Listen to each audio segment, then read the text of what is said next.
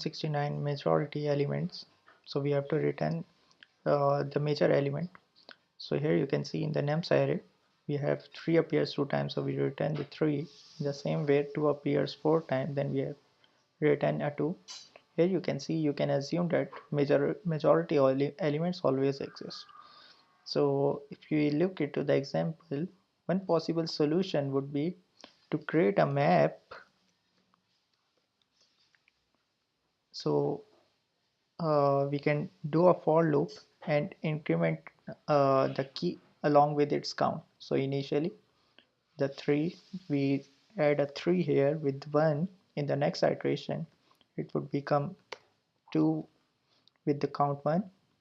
Then in the third iteration we already have a map index here, so we can change it to 2, and then we can iterate over it and get the max count. So this would return this. So now the space complexity would be O of n. So we can do this in a more optimized way without any extra space. So let's try that solution. For this we need two uh, we need a count. So let's define it initially to 0 and the max value to null. Okay, so here if we see count equals to 0 and max value would be null initially. Okay, and then we can simply do a for loop here, and then count is initially 0.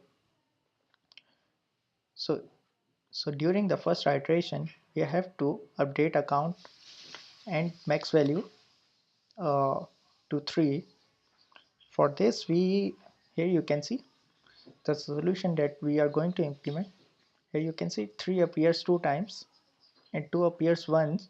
So we can do something like each iteration we can increment it count to 1, and in the next iteration when it's 2 we can decrement it 0. Then in the third iteration we can increment it, right? So here you can see, here 3 appears 3 times and 2 appears 1 time.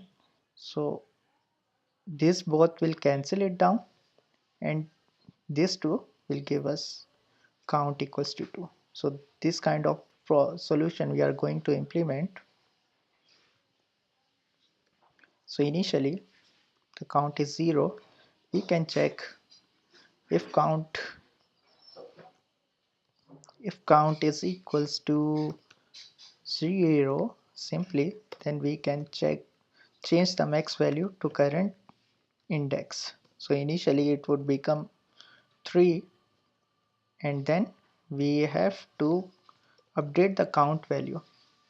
So for this we have to increment it or decrement it based on the max value. So here you can see the max value is 3, so we have to increment it, right? But in the next iteration we have to decrement it. So on what basis should we increment or decrement it? So we can use this max value, right? We can check if the num I is equals to max, then simply increment it, else simply decrement it, and in the return we can. So if we see this solution and iterate through it, so initially the count become 1 and max value would change to 3. So in the next iteration our max value is not equals to num I, so we increment it by -1, right? So in the next iteration count becomes 0. In the third iteration, here you can see the count again is 0 and max value already is 3. So again this line run and update a max to 3 again. and increment the count. In the next iteration, increment the count. Now let's take an example. We have 2 again. So in the next iteration, what it does, num psi is not equals to max. Max currently is 3, which is not equals to num psi. So it's going to decrement again, but the max value remain the same. Now let's add 2 more 2's. Now our current index is here and count is 1. So this is going to decrement again and our max value remain the same. In the last iteration, what it does, it would check count is equals to 0. Here you can see count is equals to 0.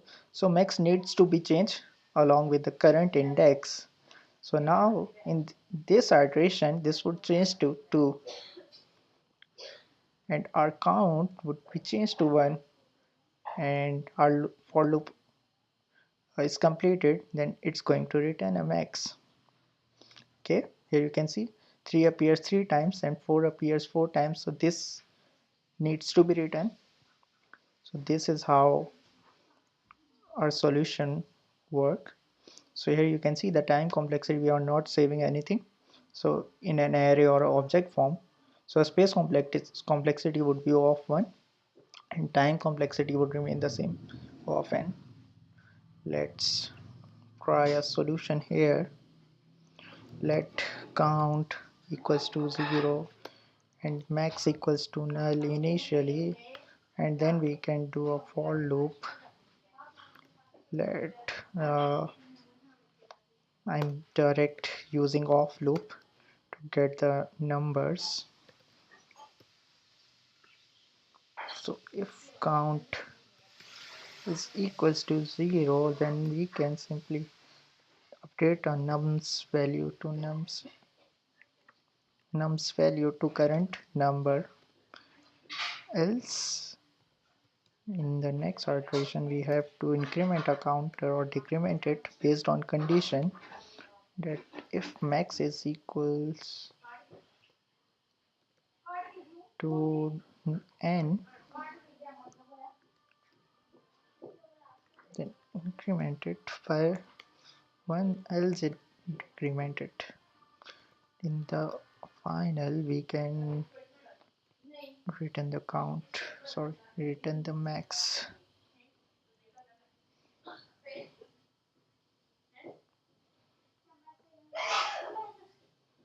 Hopefully you get it.